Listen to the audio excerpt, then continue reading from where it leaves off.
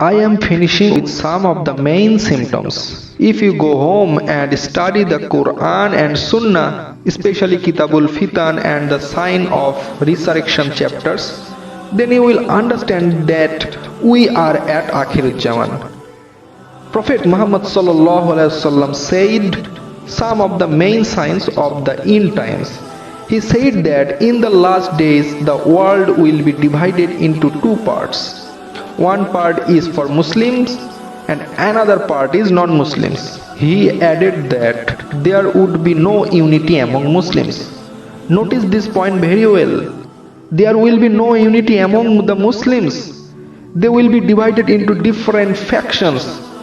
The world will be divided into two parts, one part of the Kafir and the another part of the Muslims. He said that when the world is divided into this way, Muslims will be persecuted by the Kafir. He said, how will they attack you? Like many hungry people eat hurriedly. They will bleed you just like people eating food.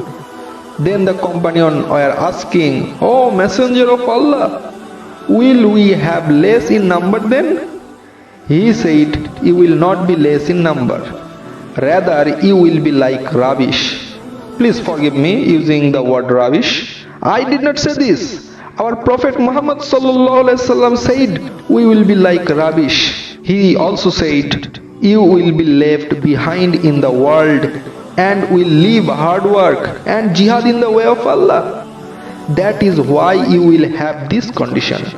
But this situation will not last long. That is the good news. This situation will not last long. When oppression will triumph, then there will be a problem with leadership in Arabia. Try to understand it better. It's going to be up front. There will be problems with leadership in Arabia. The Prophet said that whenever there is a problem with leadership, people will not find a leader. Just then, a man from Medina would came to Makkah. A man from Medina will come to Makkah. His name will be in my name. His father's name will be in my father's name. His mother's name will be my mother's name. He will be a descendant of Fatima. His name will be Muhammad. And his father's name will be Abdullah. His mother's name will be Amina. He will come to Makkah from Medina. What will he come for? He does not want leadership. He wants to stay away from the leadership. That's why he will run away. But people will find him and he will be given the bayat of Islamic Khilafah. It will not be the bayat of any monarchy. It will be the bayat of Islamic Khilafah. And of course there will be no such thing as the United Nations. This paper money, dollar will be nothing. Muslims all over the world will agree with him.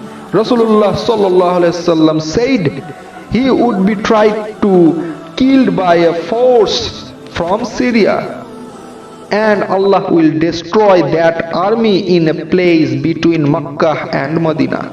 And this is the biggest sign that the person is Imam Mahdi. He is Imam Mahdi. The Prophet, peace and blessings of Allah be upon him, said, when Imam Mahdi comes, you will unite with the Muslims of the world and you will fight against the Kafir. In this world, the country with 80 flags will fight against the Muslim. Are you thinking this? These are going to be up front. In this war, the Muslim will be divided into three groups. One part will be martyred on the battlefield. Another part will flee the battlefield. The Messenger of Allah said, Allah will never forgive them. The remaining 1/3 will be those whom Allah will grant victory. And they will establish a Khilafah in the world with Imam Mahdi. Of course, then our democracy, secularism will have nothing. These are almost at the end. Those are destroyed when it goes to the highest level. That is the reality. And as the Prophet Muhammad said it in the hadith, it must be so. No one can stop it. There is no point in trying. What is happening to us now is for our good. A golden morning awaits in front. So we are passing the night now. Imam Mahdi will live for 7 to 9 years and there will be many more battles against the kafir. And Muslims will win. Imam Mahdi will conquer Constantinople, Istanbul in Turkey. When the Muslims set up base in the city of Istanbul, Shaitan will come and announce that the Dajjal has appeared and the Jews will follow the Dajjal because Jews are waiting for Moses to come. They think Dajjal is their Masih. This Dajjal will surround the Muslims in Syria, including Muslims will be scared. Outside, the Dajjal will surround the Muslims, and inside the mosque there is Imam Mahdi and Muslims. Then Muslims will think now maybe the Dajjal will kill us, or the Dajjal will think we will destroy the Muslims. But no, just at this time Allah will send Isa ibn Maryam from the sky. Isa will descend on that white mosque on the shoulders of 2 angels. Now go and see. The mosque has turned into white. This mosque was not white when the Prophet narrated this hadith, but now it has become white. Isa ibn Maryam will descend on this mosque. Then Imam Mahdi will be able to recognize Isa. Imam Mahdi will be the first to say that this is Isa, the son of Maryam, and he will call on him to lead. Then it will be Fajr time.